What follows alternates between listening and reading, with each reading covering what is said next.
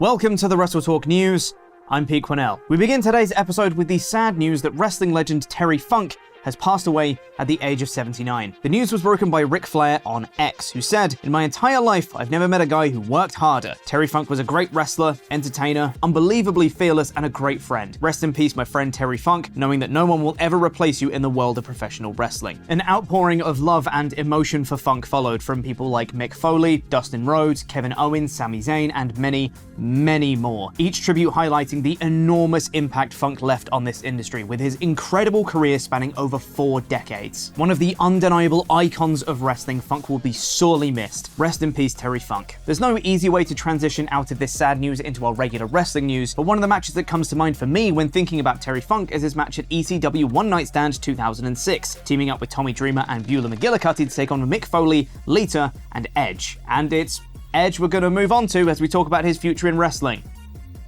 Awkward segue complete, sorry. Now, there's been speculation recently about Edge's future in wrestling as he seemingly wrestled the last match on his contract on SmackDown this past week against Sheamus, with Edge saying he doesn't know what the future holds, and reports noting that the ball really is in Edge's court as nothing has been agreed between the two parties, and there's always an AEW lurking in the wings as a potential avenue for him. Now there's even more on the situation as PW Torch is reporting that Edge outlined to WWE exactly what would be required to get him to re-sign, something that WWE reportedly rejected. It goes further, as there were reportedly those within WWE who thought that Edge would already have had an idea as to what Tony Khan's offer would be if he were to join AEW from informal conversations with other AEW wrestlers, and that they believe that Adam Copeland is AEW bound. The Wrestling Observer also corroborated this report too. So, Brood Edge to AEW confirmed. Now, there were also rumors speculating recently about Keith Lee walking out of AEW last week, but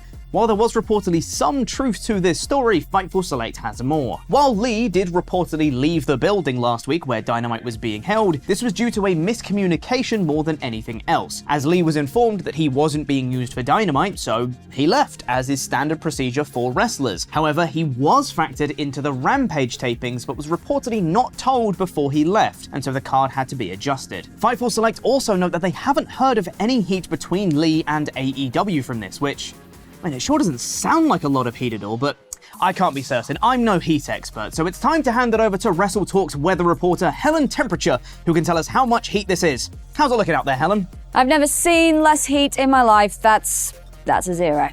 A 0? Are you sure? Yes, that's what I said. Are you questioning my journalistic integrity? No, ma'am. Do you think you're a wrestling genius? Well, prove it! Sign up to WrestleLeague to compete with thousands of other people predicting every major wrestling event, with a chance to win up to $250 worth of Amazon vouchers if you prove yourself to be the best. The new autumn season starts with AEW All In London on August 27th. Join free at WrestleTalk.com and make sure you click the email sign up to make sure that you don't miss a show. Now it's time for my review of the All In, All Out, Shake It All About, Go Home show episode of AEW Dynamite, which is also called Fighter Fest for no reason I could work out.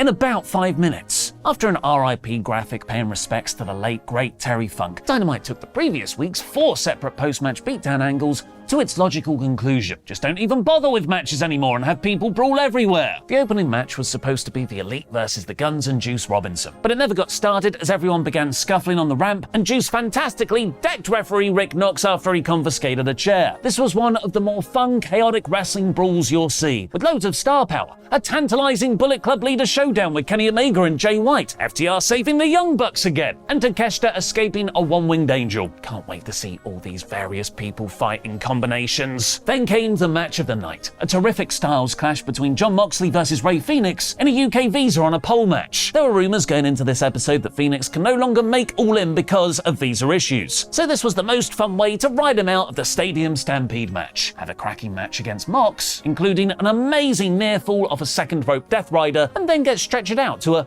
local medical facility after Healer Yuta hit him with a crowbar. Eddie Kingston's babyface brigade tried to make the save, but they were stopped by the 4th and 5th members of Team BCC, a returning Santana and Ortiz who both looked awesome and hopefully don't hate each other anymore. I now really want a Kingston versus Santana singles match for All Out. Kingston did some great character work backstage after Phoenix was loaded into an ambulance, pushing away Renee's microphone to boos from the crowd, staying consistent with his hate for anything currently associated with Moxley. But the best part of this whole segment was Excalibur trying to do a sad-face DraftKings promotion spot as Phoenix was being stretchered out. A man has just been knocked unconscious by a crowbar and we're very concerned for his condition.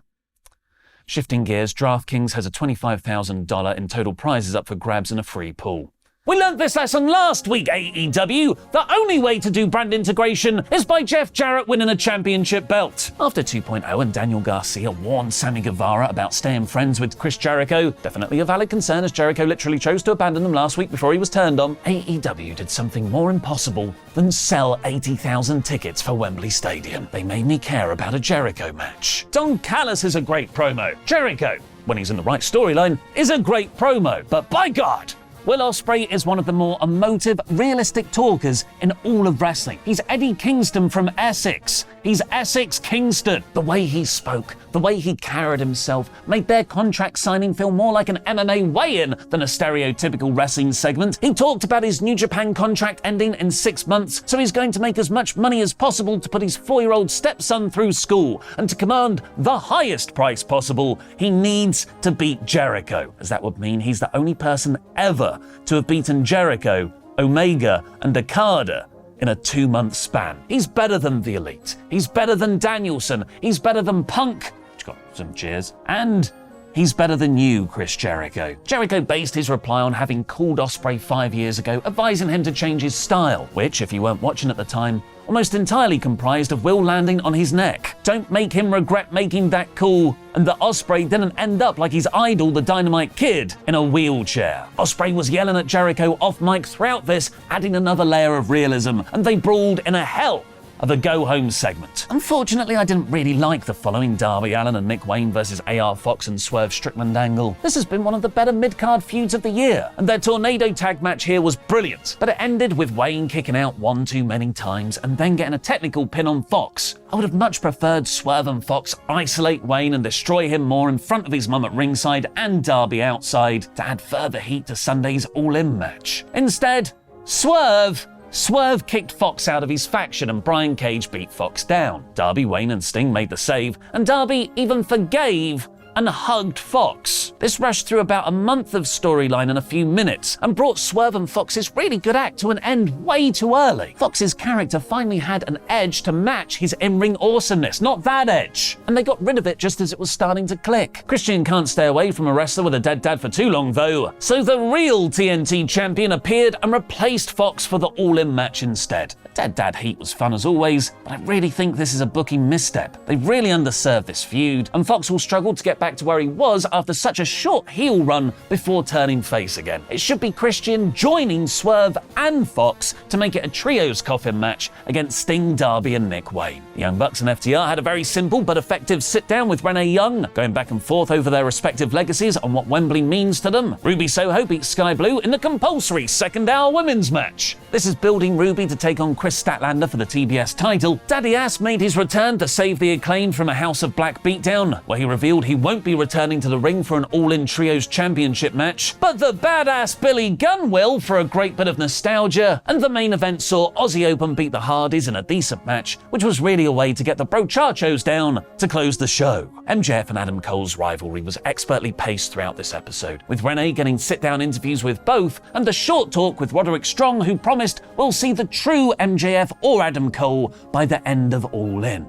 So who's turning? Max was in full scumbag babyface mode, saying he'll buy all 80,000 fans a pint, but said off mic he'll make Tony Khan pay for it. But whatever happens, Cole is more than a friend. He's my brother. When Cole was confronted about the tensions they've shared, he got very angry and shouted, "There aren't any issues. Does the person who's about to turn doth protest too much. After chasing off both Aussie Open, teasing but not hitting either the double clothesline or kangaroo kick, the show ended with Cole almost super kicking Max. MJF toyed with his diamond ring, but eventually hugged Cole. I would say MJF's heel teases have been of in-the-moment rages. He's wrestling with the man he used to be, those heelish instincts, but he's trying to be better for Adam. But Cole's teases have felt more premeditated. He's thinking about it, coldly, long-term, not in the heat of the moment. Which one will win out at All In? I don't know, and I can't wait. This is one of the best go-home shows AEW has ever done. This week's Dynamite